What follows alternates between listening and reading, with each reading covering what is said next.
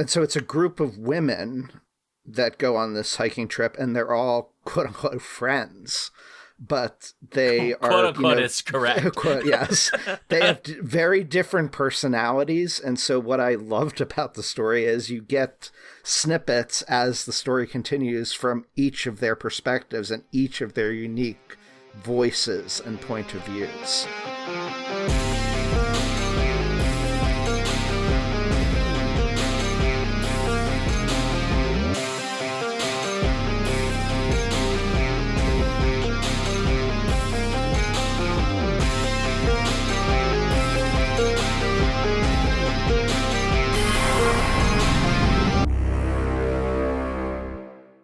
Welcome to the Skiffy and Fanny Show's Reading Rangers! A boy explores the abandoned house of a dead fascist. The mountain fog is not what it seems. Kermit the Frog dreams of murder. Delicious murder. Or should I be, delicious murder? Anyway, I'm It's not Sean. easy being green. I'm Daniel. It's not... As you drink a green drink. A green drink, yeah. So on today's show, we will discuss Through the Night Like a Snake, Latin American horror stories, edited by Sarah Coolidge, and releasing as of this recording this week from Two Lines Press, which is out from the Center for the Art of Translation. So that is what we'll be talking about today. Yes, March 12th. It is due out. So before we get into the discussion, a reminder to please share your comments with us about this and past episodes at skiffyandfancy.com/listener suggestions. Some of these questions or comments might get discussed right here on future shows. If you haven't already, join us on Twitch for Sean's Alphabet Streams to be a part of our interactive live streaming format. Finally, be sure to join our Patreon and be part of our special Patreon-only events on Discord. It only takes $1 a month to join in on that fun. It does. I will just note, in chat, Trivity Mats has said, I would think snakes, being cold-blooded, would mostly be dormant at night, and you would in fact be wrong. Snakes typically fall into three categories. They are either nocturnal, diurnal, or they can be a little bit of both. Usually they lean one direction or another a little bit more, but they can be both. And they typically are diurnal in areas where it is perhaps too cold at night to be nocturnal, whereas in other parts it may actually be too hot to be out during the day. So like the example would be Florida, where I lived, where there are diurnal species. They tend to be things like coach whips, which are pretty fast and can handle the heat. But most of them come out actually at night when it's cooled down a bit. I mean, you will still find them out. You will still find things like water snakes and so on wandering out, but they're more active at night. And yeah, but of course, Florida for most of the year doesn't really get that cold. At night, it's still pretty toasty. So it's pretty fun. Actually, Florida is wonderful. If you want to ever go herping, you can do road herping in Florida, which is you just drive up and down roads looking for snakes Until you sitting spot snakes on the road. They'll actually come out at night and warm themselves on the pavement. They only come out at night. There you go. So are there species that can store up heat? No, Like from the day, or are they... No, they typically with snakes Lose us too quickly. Yeah, like where it's cold at night, they're typically hidden somewhere where they can conserve as much heat as they can, and then they come out. They tend to be fairly lethargic when they're not warmed up, and it takes them a minute. It's actually kind of fun when you catch them before they've warmed up, because they tend not to be as feisty. They're a little more easy to handle. Right. But Trivity Mats is pointing out a really good thing, which is iguanas falling off trees in Florida in winter, which has now raised... There are now PSAs in Florida about not collecting iguanas because many of the people in Florida is either directly from or their families have come from various Central and South American cultures where they may eat some of these animals. So they've been collecting them, and then when they go into a warm car, they wake up because they're not actually dead, even though they're not moving. But iguanas are lizards. And lizards are a little bit different than snakes in general. Most lizards are going to be, I think, diurnal, or at least they're a little bit more, they use a lot more energy than snakes tend to do, because snakes, I mean, a lot of snakes are just ambush predators. They just sit there and wait, or they kind of wander around a little bit till they find the scent of something and then they hunt it down. But a lot of it's like ambush predators, whereas like iguanas are actually eating vegetation. They go like move around and climb stuff. So, but I may be a little bit wrong about that. There's some herpetologists that'll probably write an angry letter to us. But send your angry letter to Sean and tell him I'm an amateur. I just want to be clear. Yeah. I'm not an expert by any. I know more than most people, but that's not saying a lot. Yeah, I mean, you definitely know a lot more than I do on them. But yeah. But iguanas are fun. But they're gonna be diurnal mostly, I think, if I'm correct. So that they operate by that delicious sunlight. Yeah. And also, the title of the book is sort of out of context to some degree, because it actually comes from the last story in the collection. And I think the line actually refers to somebody just moving through the night, and their movement is described like a snake. Yeah. And so I don't think the snake is linked to the night in the actual line from the story, if that makes sense. A little weird. It's kind of weird. Well, we will talk about it. But it makes a clever title. It does make a clever title. And it is very fun, and it sounds kind of exciting. Carturo is also in chat. Welcome to chat, Carturo. So let's talk about this book, Daniel. Why? Yes. So I first heard about this because I keep up on literature and translation from back when I still do contribute, but not as regularly as I used to Rachel Cordasco's speculative literature and translation site. And I had previously reviewed, so I have a copy of Through the Night Like a Snake here. And it's part of their Calico series. It's actually the 9th in the Calico series.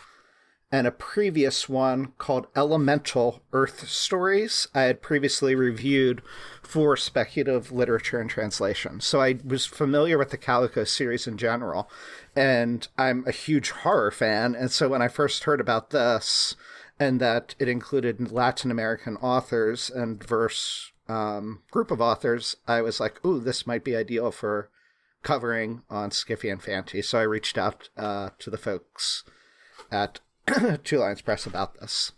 And so just the Calico series, they have one that's titled That We May Live, Speculative Chinese Fiction. And there are other ones as well, including one on Caribbean writing, one on Swahili stories, Queer Brazil, Arabic poems. So they've also featured poetry. But a fair number of them, I believe, have featured things that would fall in the realms of SF fantasy. Yeah. But the series is published biannually, and it, quote, captures vanguard works of translated literature in stylish, collectible editions. Each Calico is a vibrant snapshot that explores one aspect of our present moment, offering the voices of previously inaccessible, highly innovative writers from around the world today. So I'm a fan of the series, and I was curious to see what this was like. Well, it's an interesting collection of stories. I think the thing you'd mentioned off podcast very briefly, and perhaps we'll have to talk about this, right? This runs the gamut of different types of horror, right? There is fairly overt supernatural horror. There's certainly some where the supernatural is very overt, but then kind of tests the line of reality. And there are some that are entirely not supernatural. They're horror in a very different sense, or most of the story might be horror, and then there might be a question about whether or not a supernatural element was involved. I'm thinking in particular there of the story of that the name is now escaping me, of the woman who's been humiliated and who jumps off of a mountain. Yes, Soroche, which I don't know if I'm pronouncing correctly either, but yeah. Which it's basically mountain sickness. Yeah, mountain sickness, and then she jumps off, and she's of course had this very humiliating experience that she's gone through. And there's always that question at the end of that story of like, does the thing that they describe at the end, is it actually there? Because the characters all disagree about whether or not it was present, or if she's trying to take back some degree of control by engaging in this kind of almost semi-suicidal act, as it were. But also one of, like, she doesn't actually die. Right, she doesn't actually die. Yeah, it's not actually. It's more of like a jumping to freedom kind of thing, but injures herself in the process. But. Yeah, and I will note that I'm sure we're going to mention some pretty difficult subjects, because several of the stories do deal with those. So things like sexual assaults and violence against a variety of individuals. There is some homophobia in some of the stories, and there are some very graphic depictions that we won't read. But if you're reading this story, you're going to get some fairly graphic descriptions and language, I would say. At times, some might even call it vulgar at times, although I would argue on purpose. It is at times vulgar on purpose, to test those boundaries. So let's talk about some of these stories. So the first one... I would also say that just before you get into that, I would also say they fall into that category of the realm that I would call, like, literary fiction. Like, these are mostly stories that are, like, aspiring to be that artistic kind of thing. The edge of horror, I would say. They're often open-ended in interpretation and could have, like, a literal kind of reading, but then also might have sort of deeper things behind them. So anyway, I think that's that, and being creepy and being intense in different ways. Would kind of give a summary of what overall, collectively, the collection kind of is like. Okay, so let's talk about the first story. So the first story is Bone Animals by Tomas Downey from Argentina, translated by Sarah Moses. And I'm very curious what you thought about this, because I have questions regarding the stylistic choice, which I don't know how much that is affected by translate. I mean, some of it obviously is, but I'm very curious. What did you think about Bone Animals in this piece? I loved it. I thought it was a good start to things, because it got me thinking of, like, what's going on here? There's sort of this, so on the surface, it's a family living in poverty. They're kind of reaching to try to survive and find sustenance, find a home.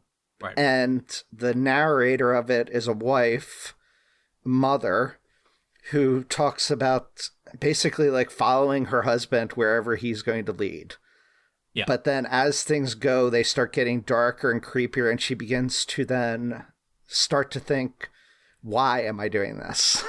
Why am I following? She begins to question her decisions that she made when she was, younger or in love or at the moment, until they got into the situation where they are. And so the husband begins in this new cabin that they're allowed to stay in the middle of nowhere, basically, so that they have a home. He begins to unearth and dig up basically these little bone carvings that creep her out, but he begins, like, making, like, a little altar for them and stuff. Yeah. And then weird things ensue, including unfortunate things to children. Death as a result of seeming illness. Death as a result of things.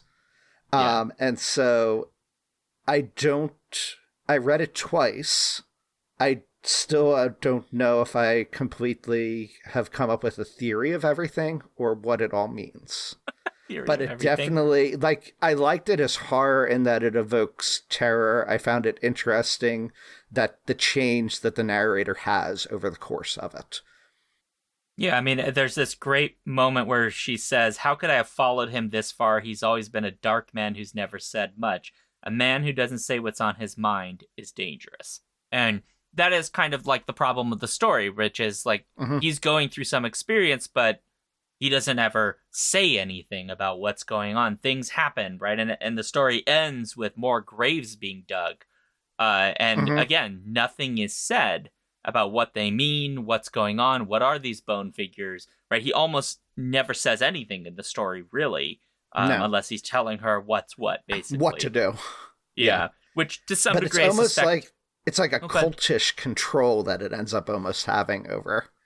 We have a cult story coming up, though. We have a cult story as well, but it's almost like he's been controlling her life. It's now going to the extreme. Yeah, to some degree, I imagine it's taken to the extreme of that. Yeah, this story is probably talking a lot about gender relations because of the Hmm. degree of power that's been granted to him, and Hmm. without really any question. Uh, Although I don't know that the story explores that as like it's sort of underneath the surface. Hmm. This is maybe not its main focus. The bigger focus is just that lack of control. That she doesn't know what's going on and things are happening that seem terrible, and she doesn't seem to be in a position where she can change it. And then it goes, And how like socioeconomic conditions kind of cloud yeah, one's ability to have autonomy yeah. That's a and huge thing. And have some of the like other how you stories can even be deal with that. so easily influenced. There are Yeah, others that do too. Yeah. yeah, Like your socioeconomic means end up clouding your judgment of what you're willing to accept and do and who you're willing to follow. yeah, And this story kind of brings that out without overtly saying it, I guess. yeah. At least that's how I read it, but I would agree. I would agree to some degree. A couple different stories deal with a version of that. The story that's about serial killers, well, mhm. I mean, it's not really just about serial killers. It just happens that serial killers is a part of that. That story certainly deals with that same problem because there's a Mhm. lot of discussion in rather graphic detail about what poverty is like in Mhm. countries under, in this case, dictatorial regimes. Um, Mhm. this one, I And think, deals with it and in that's a the second different story way. then. Yeah. Well, yeah, because So it's that's the summer. immediate follow-up to the Yeah. yeah. Yeah, that's Summer in the Dark, which is by Mariana Enriquez, translated by Megan McDowell. I will just say, the first story I didn't like as much as some of the others, and it was mostly the style. It was very, it's like a little bit too terse for me. Um, Mhm. and I think some of the others I felt like were able to give a little bit more, but that may be also why that story is going to work for people in a way that it didn't for me. Is it's got a Hemingway-esque kind of terseness where perhaps Mhm. there's more there. Maybe upon a rereading, I might get more out of it. But Right. I will say that Summer in the Dark was one of my favorites. I love this Okay. story. Uh-huh. Right. And I think a big So part what of, yeah, like part of the it is, I will just admit I'm a little bit of a serial killer. Uh, what is the word I want to use here that doesn't make me sound insane? Um, Hopefully there's another word following that statement. Yeah, I would say like I'm interested in the culture surrounding it. I would Mhm. say, right, why we're so fascinated with it, why they are fascinating in their macabre Mhm. horror that they create, and so seeing this from a different cultural perspective, for me, this is again from Argentina. And it references Pinochet and some others, which or Mhm. not. It's is Pinochet in this one, is it? Am I Pinochet, correct? yeah. Yeah, yeah. Correct. The It thing mentions for me, others as well, but it yeah. does. Yeah, Allende is the other one that it mentions, which I think is interesting that it makes some very overt political references. But the thing for me that I thought was interesting is that some of the most prolific serial killers in the history of mankind actually come out of Latin America. That is not a comment on Latin America. I want to be very clear. It just so happens that based on estimates of murders, some of the most prolific come from that part of the world. They're also from other parts outside of the United States. And yet this story very clearly stages what I think is an interesting non-US perspective on why the US seems to be the mecca of serial killers. And a lot of that I Best think line comes, in the whole collection yes, was from it's that. such an interesting treatment that they view it as like an American phenomenon, that serial killers come from America. They don't come from Argentina or from that general region, right? This is where they come from. And from the perspective of an American who finds the culture around serial killers very interesting and wants to understand why we're so obsessed, that brings all of that up, which to sort of suggest to some degree that the story is like exploring the idea that America seems that way because we obsess over it. Even though when you look at the actual numbers, Hmm. right, there are serial killers, more or less everywhere in the history of mankind going back. Like some of the most famous serial killers in history are like Jack the Ripper, I'm sure there are famous serial killers in other national contexts other than the United States or even the UK, outside of the English language. And yet this story still seems to be affected by the media narrative that the United States presents, and comments on it I found that very interesting. Immediately went, there's something cool here going on in this story. And I will shut up for a moment. No, Daniel, you please talk. No, I agree wholeheartedly. I liked every story in this collection to some degree or another. Or at least I thought everyone was really good in its way. There's certain stories I did not like because I found them too disturbing personally or difficult to read. But I thought they were good nonetheless. But this was one that I thought was good and I could read, but it wasn't amongst my favorite. But what I did love about it is that exactly what you were talking about. And what I found interesting is their comment on why are there no serial killers in Argentina is on one hand, they say, well, there are, but then they also say they just become government officials, like agents of the government and the oppressive regime. And they can do what they want there. But then the other point... Oh, can I read the line? Can I read the line? About America? No, about the say officials. That then. Yeah. Because the dad says, Argentina has no serial killers unless you count the generals. Right? Mm-hmm. And it's like a definitional argument. They're not really serial killers because it's official. Right. It's state-sanctioned serial killing.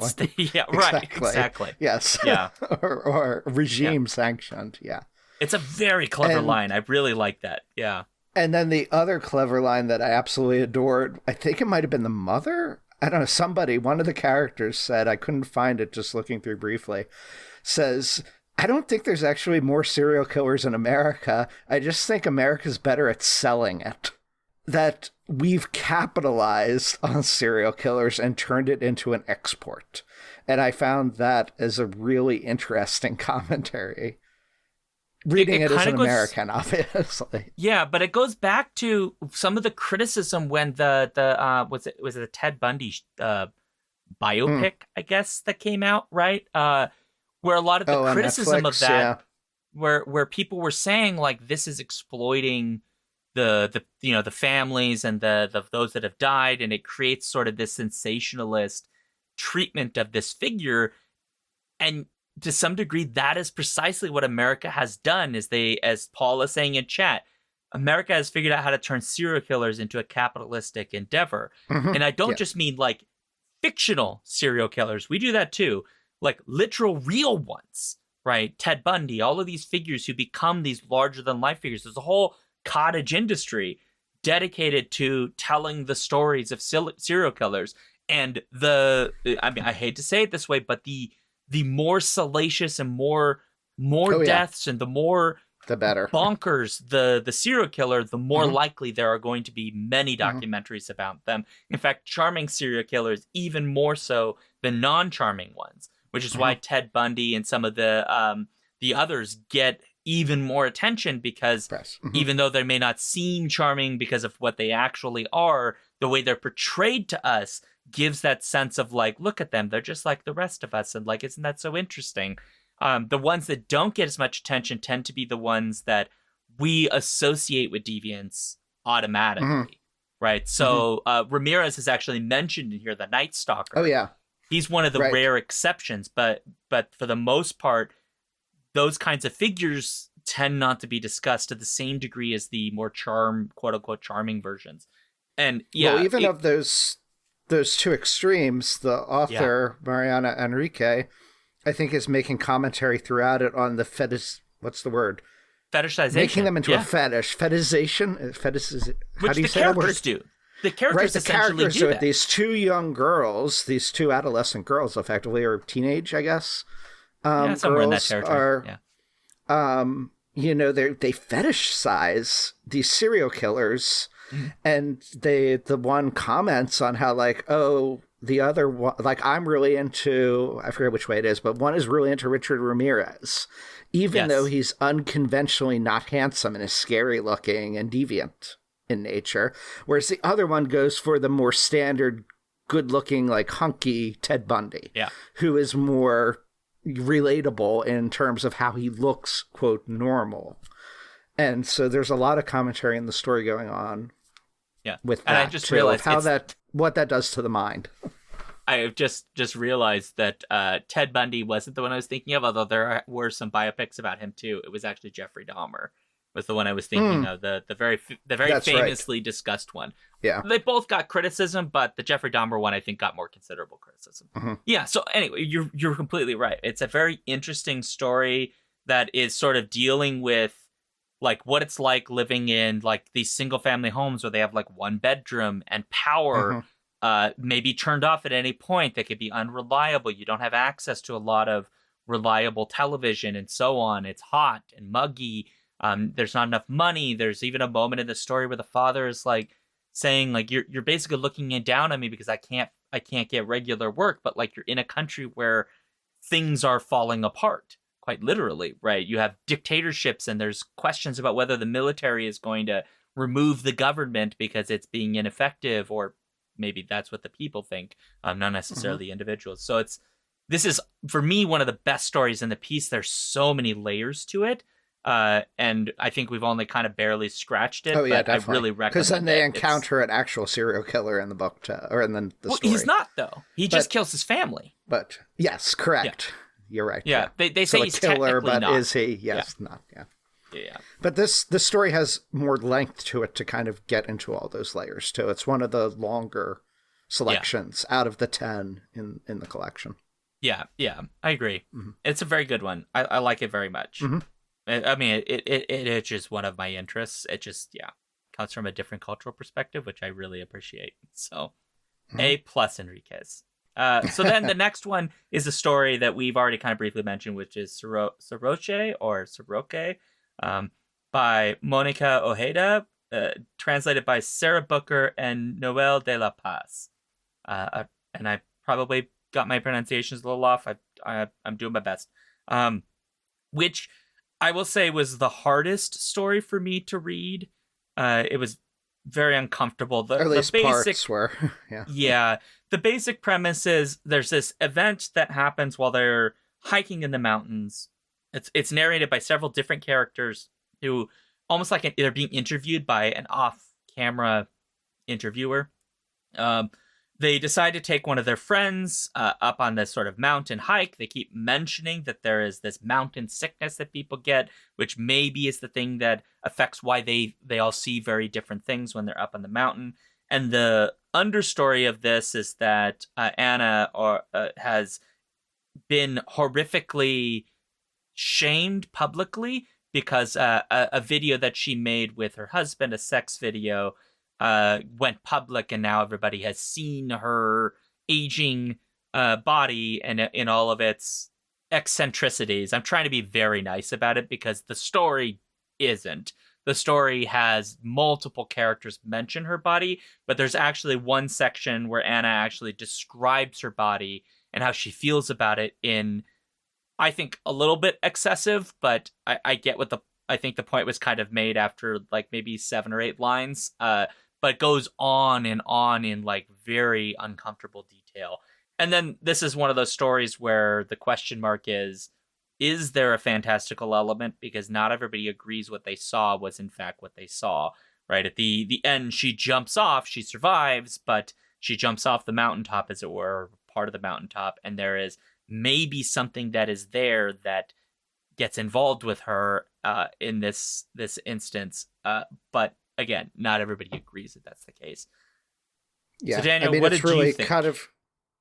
It's kind of like allegorical darkness that's taken over her from that shame, because she is in that stage of self-depreciation, where she's beating herself up and feeling ugly, feeling worthless, way worse than how other people are treating. Like, even though people are treating her badly or talking behind her back, but nothing compared to the way she's treating herself as a result of this. So it really gets into that aspect of horror of what that can do. And so it's a group of women that go on this hiking trip, and they're all quote unquote friends.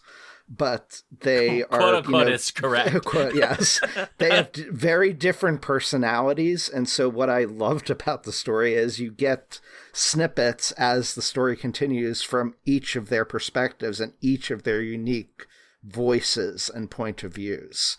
And so you have the one that, is basically really snooty. You have the friend that's like the very self-righteous in terms of religious and looking at everything, like trying to cast everything. I wouldn't say self-righteous. I would say she's trying to put a positive spin, like, oh, I know this horrible thing happened to you, but it's all for the good. God has a plan for you. Yeah. Like that kind of thing. I forget the other friend now, but and then you have the woman who this has actually happened to. And so on the back of the collection, I read a few of the ones for the intro to this, but one of them, they just mentioned a leaked sex tape pushes a woman to the brink. And it's both a literal brink, it ends up being, and that metaphorical brink. And the story captures that, I think, really, really well. And it's not just a brink for her, it's like a brink of realization for the friends as well. They don't have much self-realization that ever ends up happening about themselves, but I think they begin to see just what trauma has occurred to this woman as a result of that video being leaked. Yeah, I mean, we get to experience that trauma. I mean, she literally hates herself. I mean, she thinks every part of her body is disgusting, which I imagine for a lot of men and women, but especially women, they could understand that. Especially these are aging women who have already probably been told culturally that a lot of their body is automatically, disgusting because it is, aging past and its wrinkling, and your prime. body, yeah, it's past its whatever all that nonsense is, right? And it's extra violating because it's a private affair, right? This is not meant to be leaked. It's supposed to be something you do in the privacy of your own home. Something that probably, I think, based on the way the story describes it, she thinks she's being sexy and she's doing this thing for her husband and all of this. And, people can be unbearably cruel about, like, you don't meet their standards, so we must make you feel even worse about yourself. And that compounds and gets more and more extreme as once we hear what she really feels about her body, every inch of herself she insults. She thinks of all of herself as disgusting. The sounds she makes, all of it. And it's very affecting, maybe a bit much, but I can understand why the author chose that. And then there is the maybe fantastical piece, which is there is an Indio, which is the Spanish colonial word for the Austronesian peoples of this rough region. The story I completely forgot about that. Yeah. Yeah, which this story is from an author from Ecuador. And again, the question becomes: is the Indio actually there, or did they imagine it? Because there's also this image of the condor, the Indio and the condor, and I couldn't quite tell if they meant that the Indio was a condor or became a condor, or that she envisioned herself merging with the Indio and becoming a condor. It was a little confusing, and I just didn't have time to reread, but there was some interesting play there. I'm glad that they do talk about the condor as being a wondrous creature, which it is. It's remarkable and terrifying because it's massive. But yeah, but again, right, none of the characters agree. They all think for different reasons. This, despite the fact that one of them is quite religious and one of them is a bit snooty.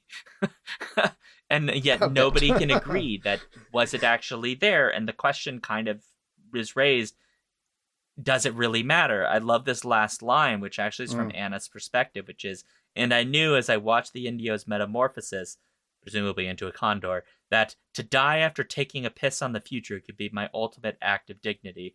So I did it, kid. I folded my wings and failed. Which there's a lot packed into that. That she's trying to take back something by engaging in an even more vulgar act, by literally dropping trout and taking a piss on the mountaintop, under the guise that maybe by doing that she can reclaim some of her power again. But yet the implication is that she maybe doesn't quite do so, and that's a little that's dark. It's harsh. like that line. I don't know. I think I those last don't lines are know if interesting. I don't know if it is or not. I think, yeah. Well, I mean, she certainly doesn't come to a full like moment of realizing. Like she doesn't quite get it No, back. I Yeah. don't think we're given an answer that she has by the end of the story. But Yeah. I don't know I don't think that's the end of her story. No, it And probably is. it kind of ends in a lot of ways, even though the last line may be from her. The perspective of the history of the passage of time, the last thing we hear about her in terms of temporally is from friends that still don't quite get things. And so There's a lot of ambiguity, which actually makes me appreciate the story a little bit more. Yeah. Mm-hmm. You want to move to the next one? Sure. So this one's in the mountains. And so in the mountains. Yeah. Yes. Go ahead. By Lina you do Munar Guevara from Colombia. Guevara from Colombia. Guevara from Colombia, translated by Ellen Jones. And so this is another one that's pretty short, and it's primarily atmospheric in nature, both in terms of the plot and in the overall effects of the horror, because it involves a character driving on a mountain road in the fog.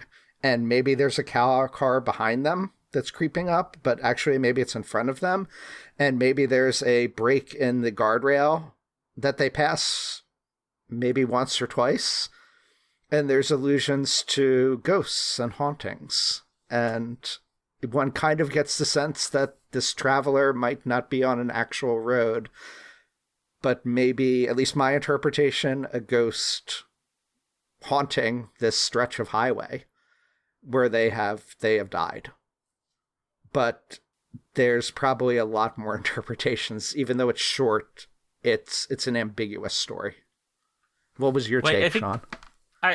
Yes, I think there's some ambiguity there, but there is some play, I think, with the way windy mountain roads work, because they describe it maybe behind, it may be in front, maybe the guardrail is out, all of these kinds of things, and they're like, the guardrail's a separate thing, but when you're on one of those windy roads, it can often seem like you're doing this like winding with the lights, where it can at times it's in front of you and then it's behind you. Like there can be that slight illusion, depending how the turn is, right? Yeah, depending how the turn is, and then like the guardrail thing. Well, that is a thing I've seen driving where someone has clearly gone through a guardrail. And so that's pretty terrifying, because if somebody's gone through the guardrail, there are many different possibilities for why that's happened. But that also means it can happen to you. So that's a little uneasy, right? I mean, mountain roads are terrifying to drive on. And I will just say, as somebody who's been on a large tour van/bus in Vietnam, driving up into the mountains to Dalat, when they're driving extraordinarily fast and there is no guardrail and all you see is down for like 1,000 feet, it's pretty scary. Thankfully, I've not gone over the edge, unless this is a ghost conversation, Daniel, and you're not real. Oh, please tell me you're real. So anyway, yeah. Yes, I agree. I think this is one of those where it is very atmospheric, but I think because it's so short, it kind of runs into like the problem of it's kind of over too quick, and there isn't quite enough to latch onto. I felt like that you can kind of get the idea, you can play with the ambiguity for a little bit, but eventually it just you're kind of done with and it's because it's just so short. To me, though, it was like one of the most terrifying ones, because of it begins and ends in kind of the same way. And that it begins, it's been years since I took the south exit. I've hated it ever since I was little because of the mountains. I know I lost something there, something important, but I can't remember what. And then it ends. I like the mountains. Yeah. I always have. I know I shouldn't like them because there's something I'm looking for here, something important, and I can't remember what. It's that's scary to me, that sense of your mind, like being cognizant of something, but being utterly lost in time as a non-corporeal entity. That sounds like, to me, that's more terrifying than seeing a ghost, being a ghost. That's what I like about this story to some degree, is it gets you in that that kind of mindset. But I agree with you that it's too short to really grab a hold of more than that.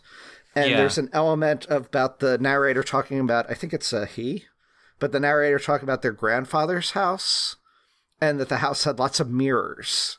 And I never quite got what the significance of the mirrors were, and what the author was trying to do with that.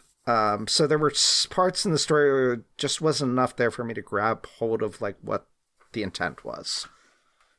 In that regard. Well, that's a good question. What is with the mirrors? That might be a question for Carturo, who's in chat. We may have to move to the next story here, but is there a particular cultural significance, Carturo, in Colombia with mirrors that maybe we're not getting because we might lack that cultural context? And while you think about that, we might move to the next story and start that conversation. Then we can kind of circle back. And he forbade them from touching the mirrors. He didn't like them, but they were all in the house, and he didn't want anybody ever touching them. It would be bad too.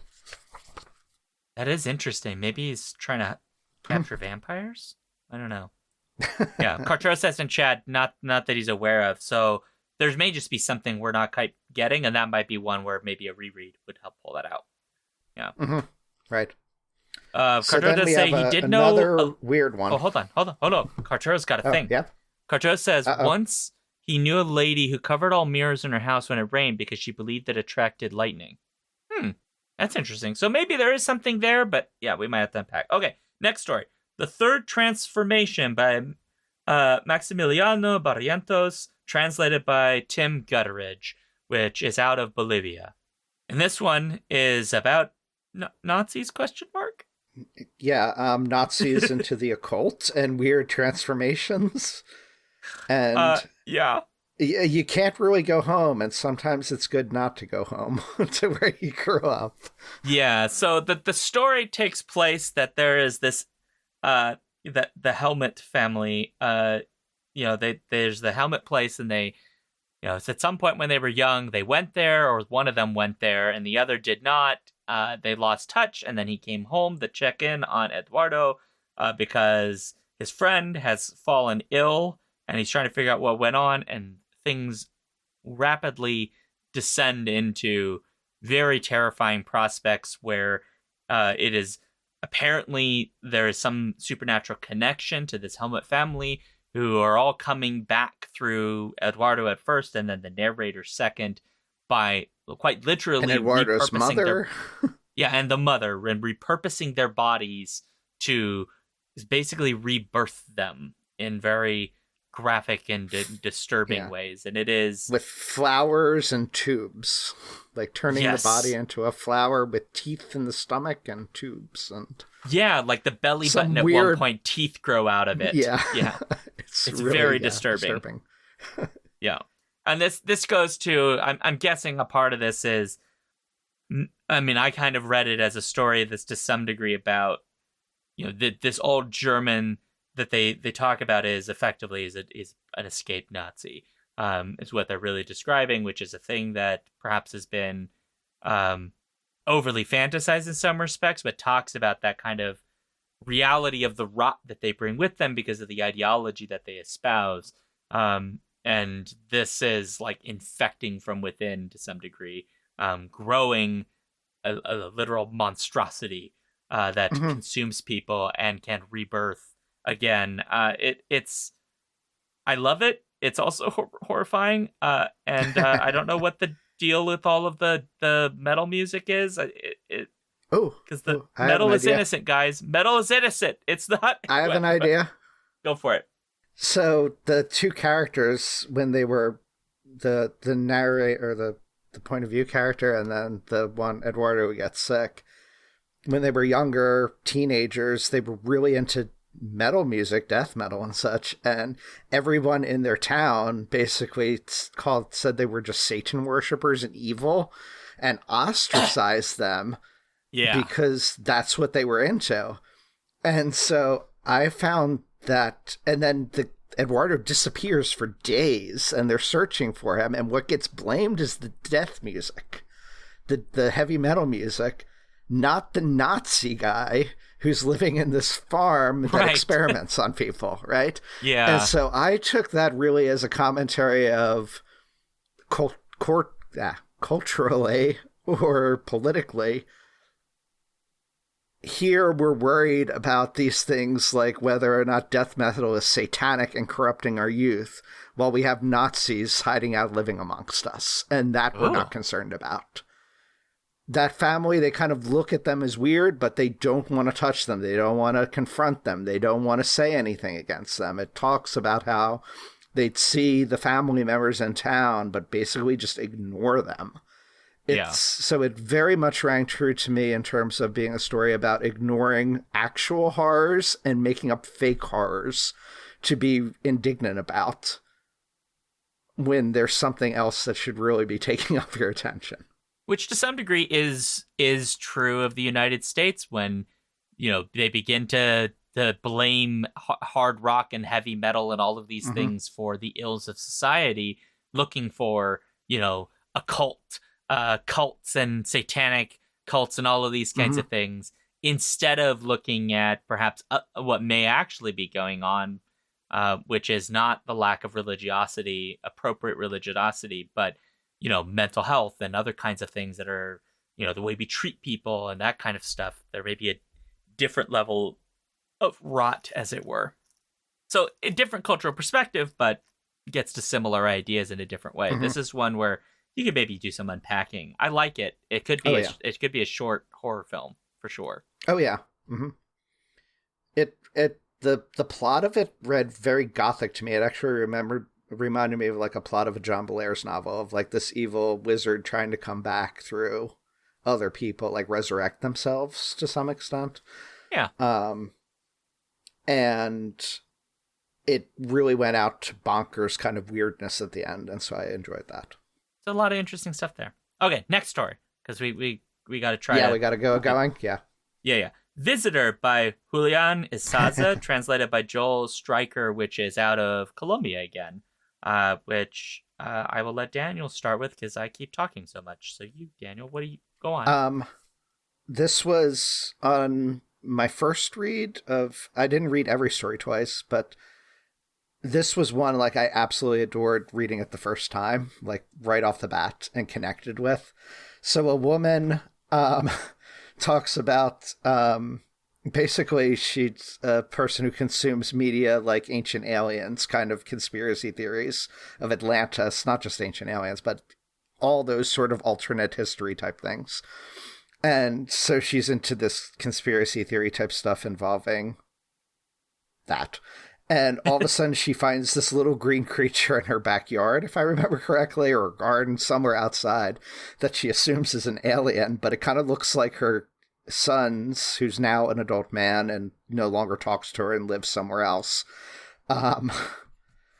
His childhood Kermit the Frog stuffed animal.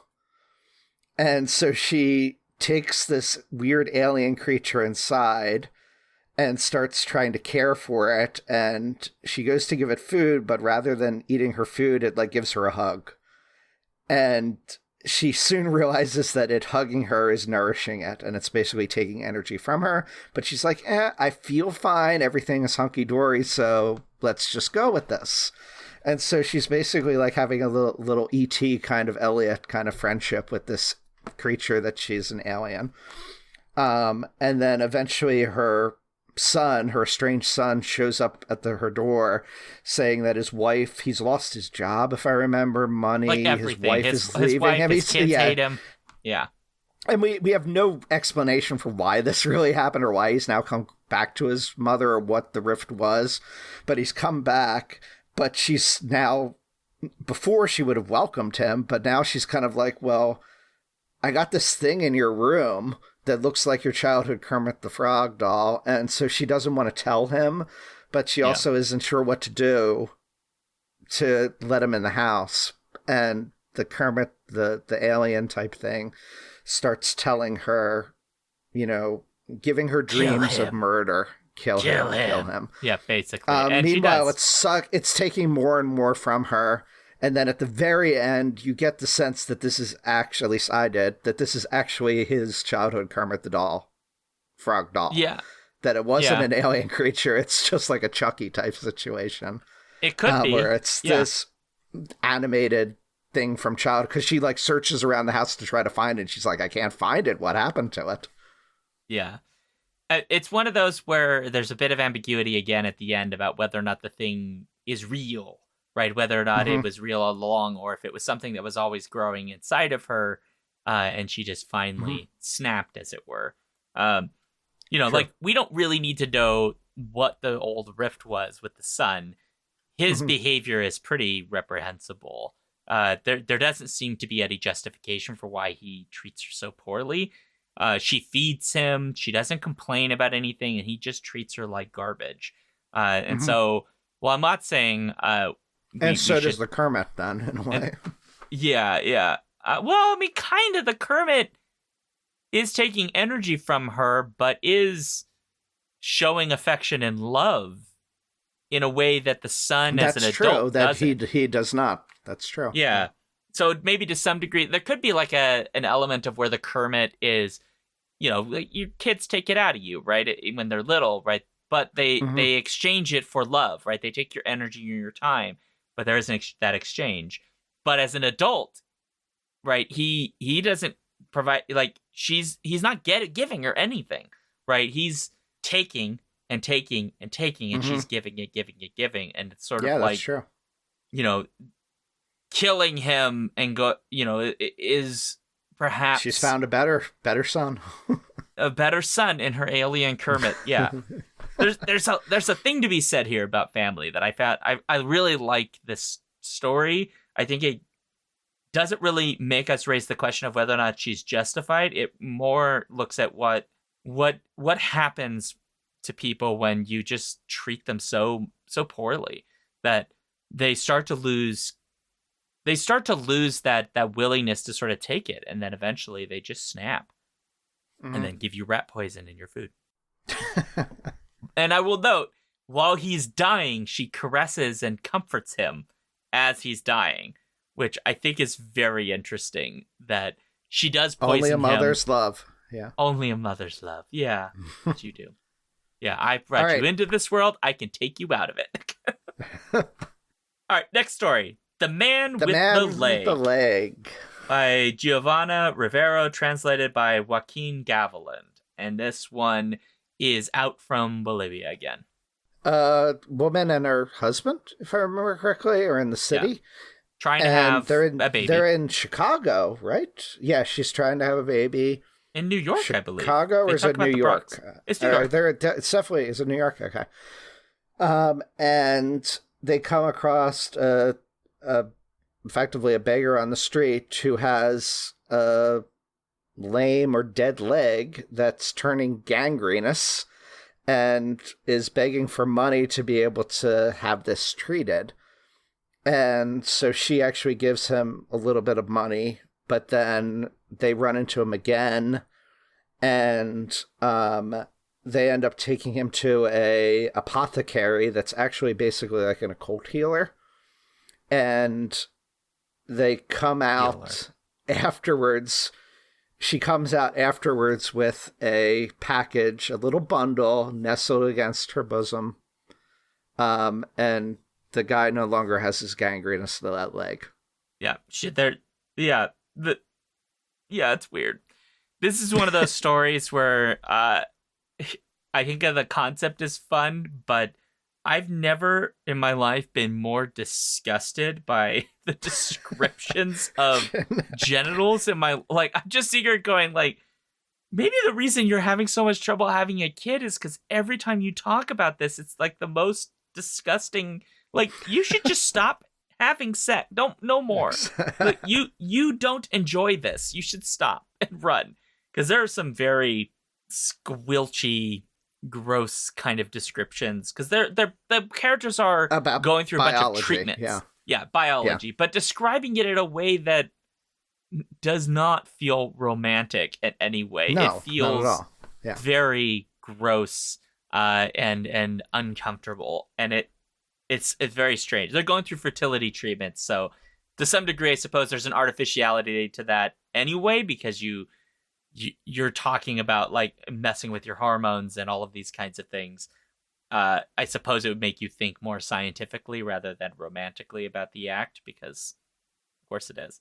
Right, and I do find it amusing that at the end they're just like carrying, we assume, this man's leg to go take it to a place where it's gonna, to sanctuary or whatever, and people think as it's a sacrifice, effectively. Yeah.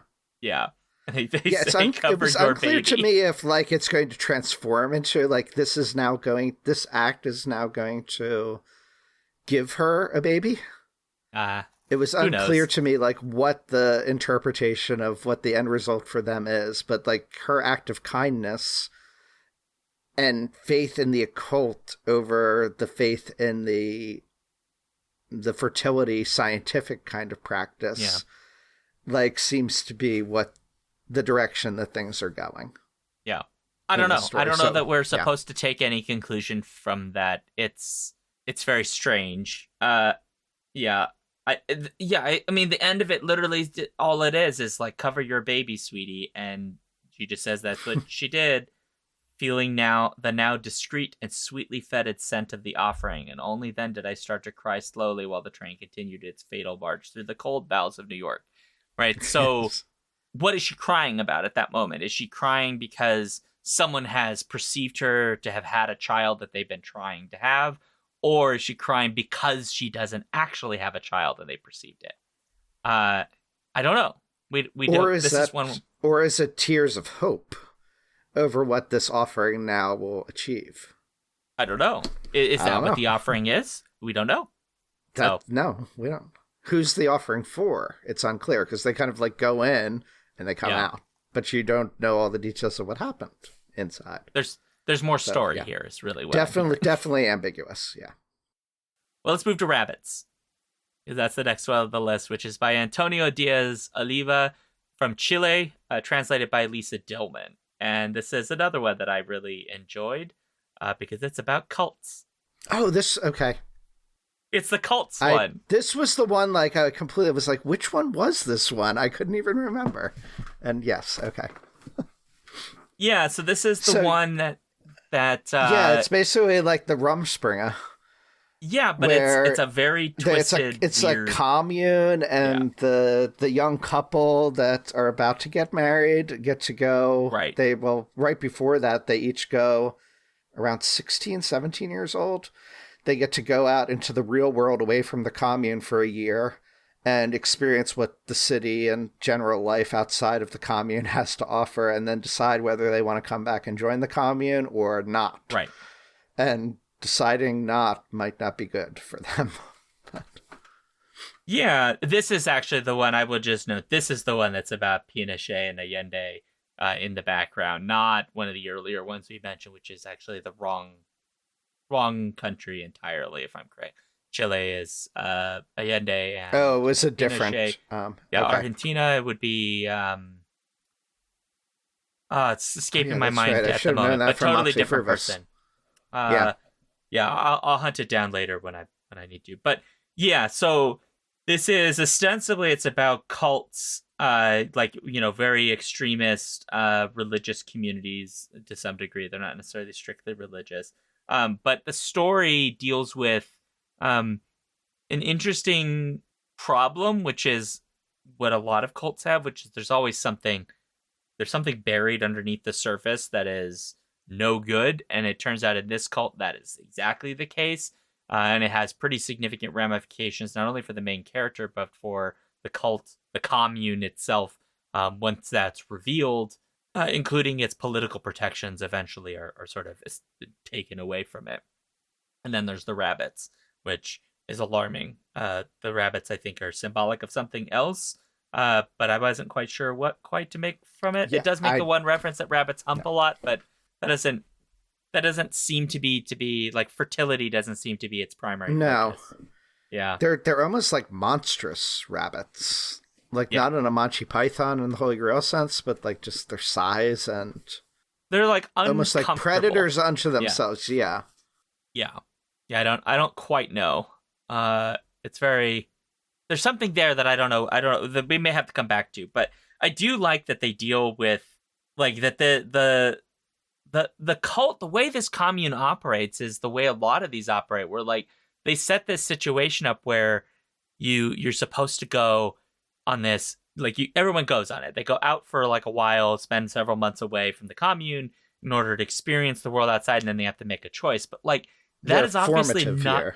Yeah, it's a false choice though, because your entire community is back in the commune, not in this foreign location, right? That's where you have your safety and security and precisely, like, and then to some degree that's kind of by design, because if you choose not to come back to the commune, you're cut off entirely, right? And even in this weird situation, this commune is to some degree protected by the military government of the nation, right? It has some unspoken relationship, right, where quite literally if they want to go, when they go on this version of Rumspringa, they go for like a 2.5 hour hike to this hut where there's this military guy who takes them into town. Everything's paid for, and then they decide to come back. Appointed by Pinochet, yeah.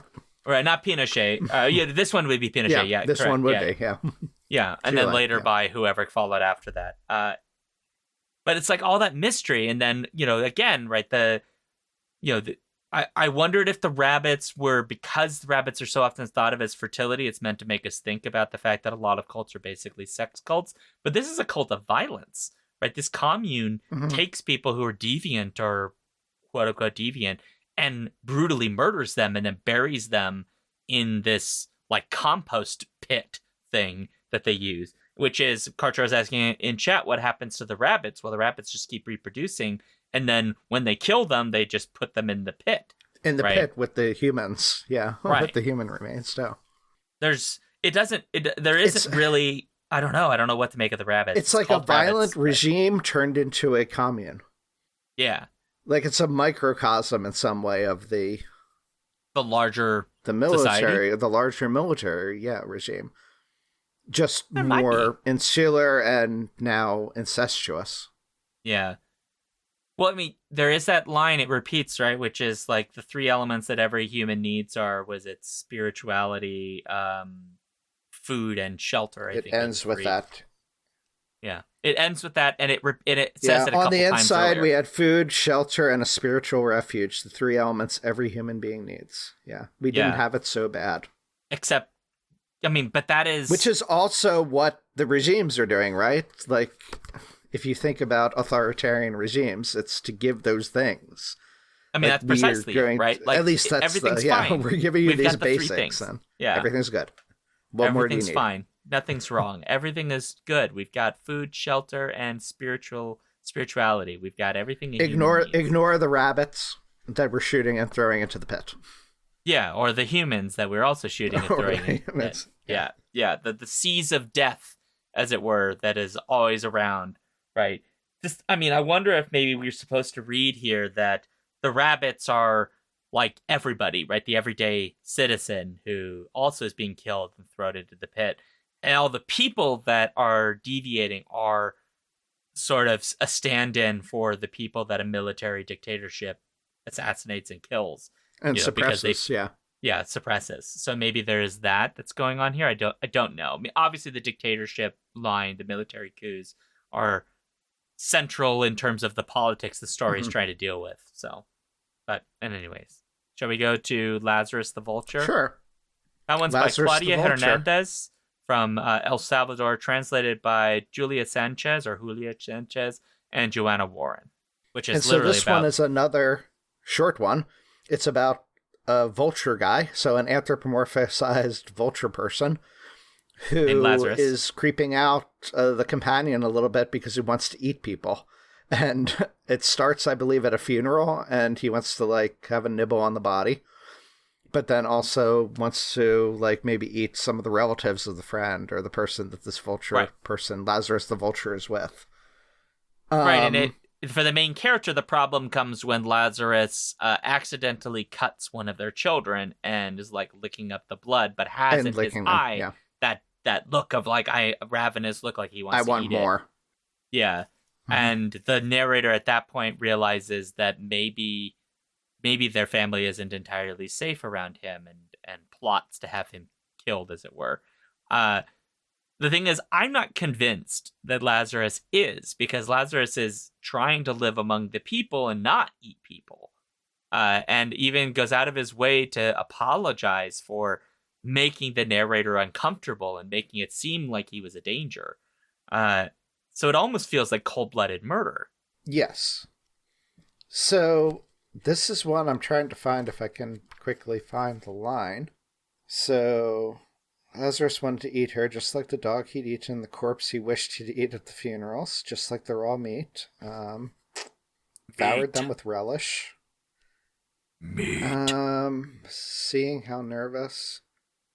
All right, I can't find it right now, but basically I read this as Predators Among Us. Like a human, effectively, right? And he is making comments like, I'm sorry, it's just my nature. Like, I'm really trying to fight it, to not do this. And the fear and the realization that maybe there needs to be a separation so that this doesn't happen. That just simple wanting to control it is not going to be able to overcome those innate urges or those innate predatory things. Yeah, I mean, maybe that's what they're going for. I guess it didn't quite land. It still felt like cold-blooded murder to me. It really just seemed to me to be an allegory for predation amongst humans, but... Well, and ironically, the narrator that you wanted is the to one. make it, but... Yeah, the narrator's the one that's the predator. Because, again, everything in this story, Lazarus never actually eats anybody, dead or alive. He never... No. Right, the most he ever does is he accidentally hurts somebody and then licks their wounds. That it's the narrator who ultimately falls to violence. Yeah, there's something else there that I'm not sure what to do with. Maybe it's jealousy, because everybody loves Lazarus except the narrator. This is one I must have to read it again then, because this is one I only read quickly. Yeah, or once. It could be jealousy because it's only like 4 pages long. So yeah, there's certainly something here about also like the foreigner here, because they make a point multiple times in the story of saying that that Lazarus doesn't have his papers, which means we take that literally because he is a vulture man. He's literally like a vulture person. So why would he have papers? He doesn't. He's not from like human nation contexts don't make sense. But you could maybe read that also as like they're exoticizing him even further. I think maybe jealousy could be how you could read the end of the story, because the main character basically says, right, I even suggested that maybe he had never existed, that his name wasn't Lazarus, that he was merely a collective dream. Yeah. Which is like to unmake him, to take him away, to remove him from the community. Why would you do that unless you didn't want people to think about what they had lost? And you wouldn't care about that unless you thought that they shouldn't care for that individual at all. That to me reads like jealousy, which is a motivator for why people kill. I thought they were just trying to get rid of a monster. Like they came to the point where they just couldn't trust and you have to put down a monster. But maybe I was just reading it too surfacely level then. Well, if so, I did not come to that conclusion, but maybe that's what the author was going for. So here you go, a 4-page story, and we had like completely different... True. Lazarus is innocent. He was murdered in cold blood. I'm coming it out there. Sorry. Don't... Look. I can see that now, yeah. But I didn't... Yeah, that is not how I first read it. But... Configuration Queen has said in chat, Vulture Man does whatever a vulture can. Stabby beak, flies were well, sends his enemies straight to hell. Look out, here flies Vulture Man. Until you shoot him. Yeah. Oh. Well, all right. Last story. One of the House good ones. of Compassion. Yeah. By Camilla Sosa Viada from Argentina, translated by Camilla. Translated by Kit Maud. It would be Camilla Sosa Viada. And I may get the stresses a little bit off, but I can only try to pronounce things as I would in French. So, well, I want to be clear. I am also not getting it 100% right. I just know that 2 L's make a U sound. So, all right. So Karturo is probably going to throw me down a, a mountainside. Yeah. Anyway, okay, so this story is I thought this was a very interesting story. It's one of the, It is. I think it is the longest one in the entire, yes, or close to, yeah. pretty close to it. And the main brunt of the story is there's a stretch of road where there are a number of things going on in that stretch. One is that there are numbers of accidents happening on this road because the dogs keep walking out into the road and causing accidents. There is Flor de Ceibo, who is a prostitute / trans person who has had a fairly traumatic past, who is engaged in these behaviors. And then there is the House of Compassion itself, which is some sort of religious monastery for nuns. A nunnery, a nunnery, which has some very disturbing dark activities going on. Dark secrets involving perhaps the dogs. It's a story that I really enjoy. Dogs, question mark, or something else. It's a story I really, really did like. This is going to be one of those controversial ones because it is dealing with some pretty difficult subject matter in the issue of trans individuals and abuse of children and so on and so forth. And it is a bit of a tragic story, which fits the horror genre pretty well because that's fairly common. So, but a story that I thought was very well written, very compelling, and when the supernatural finally arises, right, there's so much meat for us to pick at about what's going on here. I do note that there's a bunch of stuff in here in the chat that's happening. Karturo said some people spell their names the foreign way, like Martha instead of Martha, or Deniea instead of Daniela. In such cases, you can read it the English way. Well, I appreciate that, Karturo.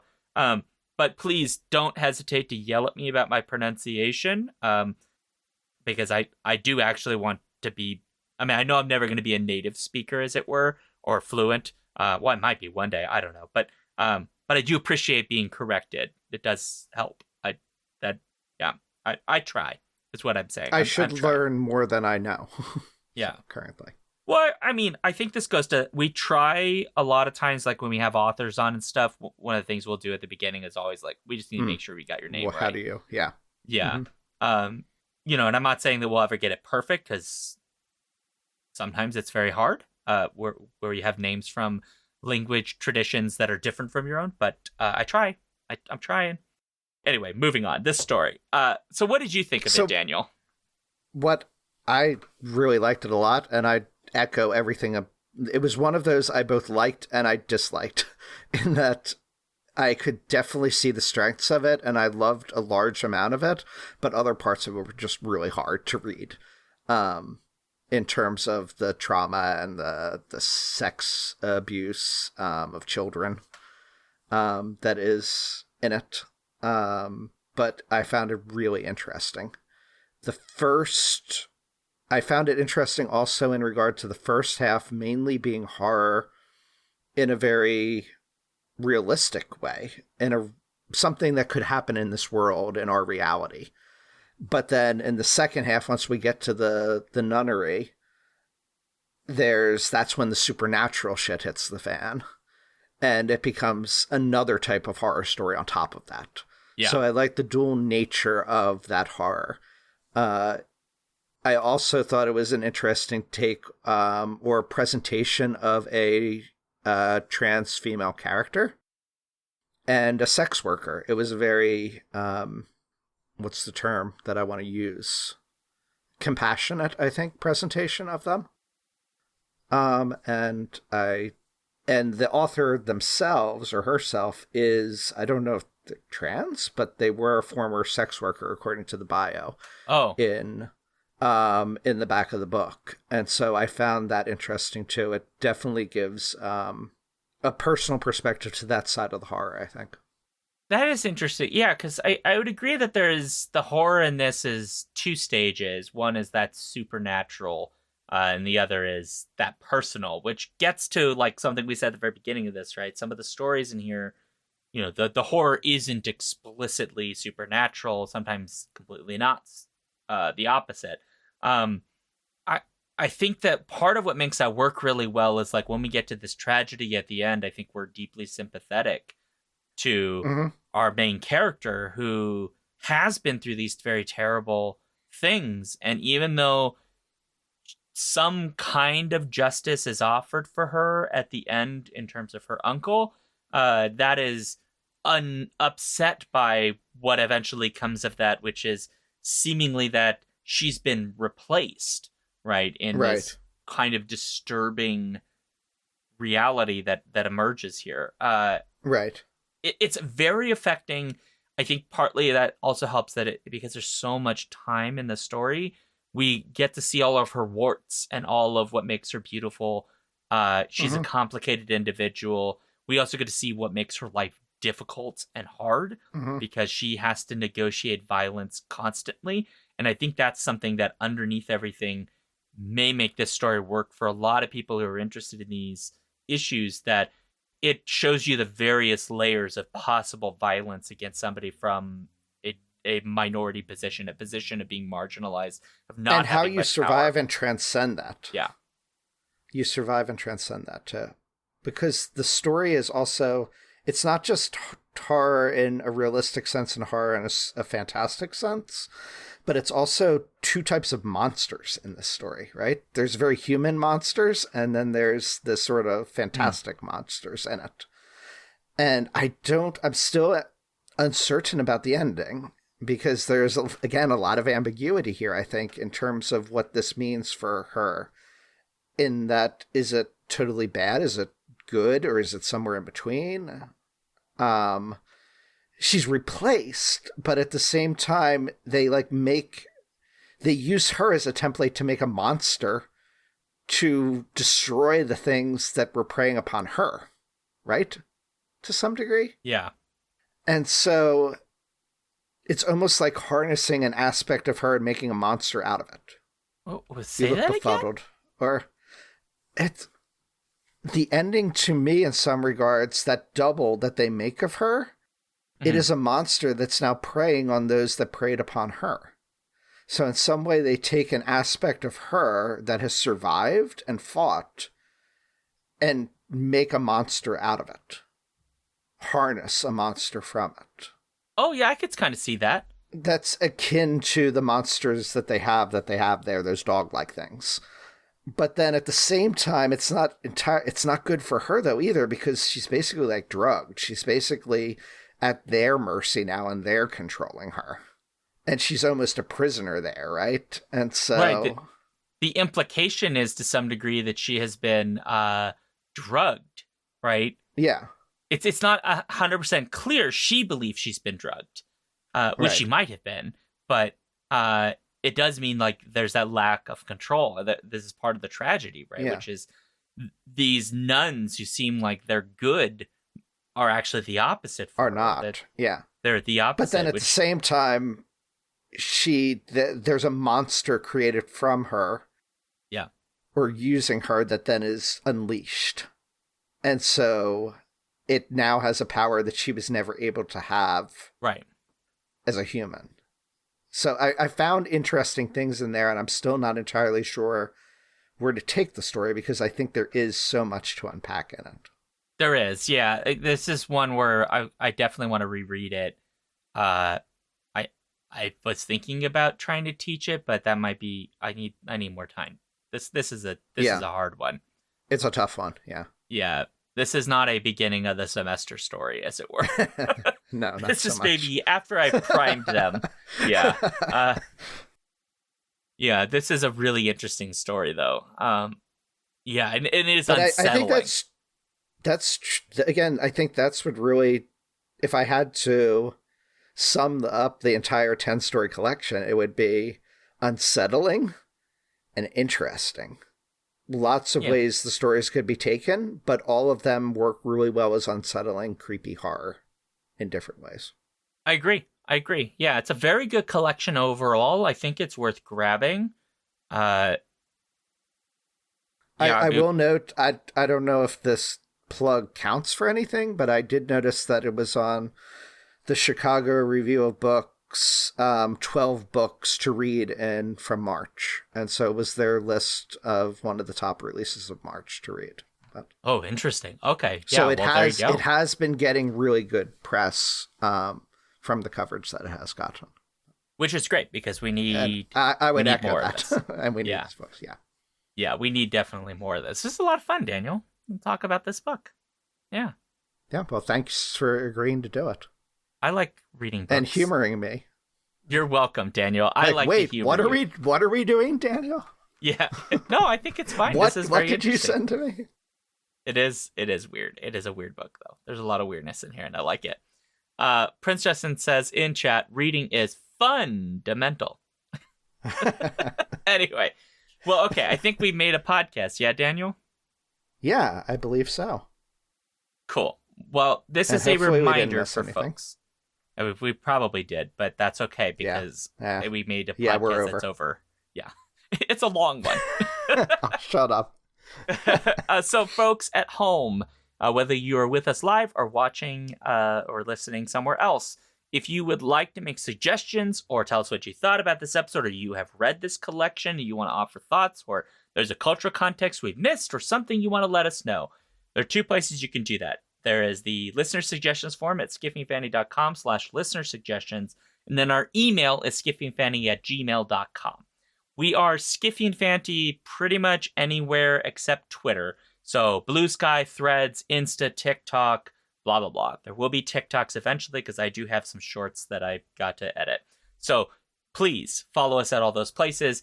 We have a Patreon, which is, again, the patreon.com/skiffyfanty, and you can review us in all of the places because that'll help out. We have a link tree for all the links to all our things, which is linktr.ee.skiffyandfanty. Easy enough. So find us in all the places. Please support the show, and please tell people about the show because word of mouth for independent shows is massively important. So if you like an episode, post it on your socials and tell people, I like this episode. It was great. It was the wonderfulest thing ever. If you want to copy that and just paste that with your text and put hashtag Skiffy Rules, you can do that. I'm in lots of places. SeanDuke.net. I'm obviously on this channel, Alphabet Streams, Tuesdays and Thursdays at 7 p.m. Central, usually. And I also have Patreon and all of that stuff, and I'm on Blue Sky, blah, blah, blah. And my link tree is just /SeanDuke with a U. So. And you can find me at Reading 1000 Lives on Blue Sky. That's 1000 for 1000. And at reading1000lives.com, where I have my book reviews, and I have reviews in lots of outlets, including, of course, the Skiffy and Fanty blog. So if you are not reading the Skiffy and Fanty blog, you are missing wonderful things on there. Most of those wonderful things actually come from Trish and Paul, but you will find those wonderful things there. Perfect. Well, as is required by the Skiffy and Fanty bylaws, I need to make it awkward. And the thing that Daniel does not know is that by agreeing to be on this show today, I have been selectively copying aspects of his personality to clone him, as it were, into a dog person. And so, Daniel, you're going to begin to feel very sleepy. Very sleepy. Will I have Daniel. horse hooves as well? No, you're going to be locked in a dungeon while your doppelganger wanders the streets causing car accidents. Alrighty. You seem weirdly okay with that. Do I get books in the dungeon? Sure. Then yeah, sure, let's do it. Okay, great.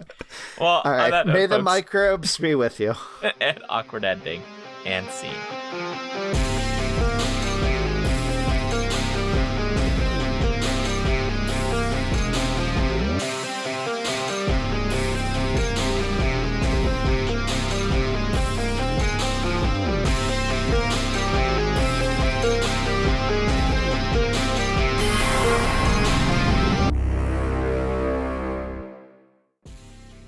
If you want to support this show, you can go to patreon.com/skiffyandfanty or skiffyandfanty.com, our website, where you can get access to all of our fancy things.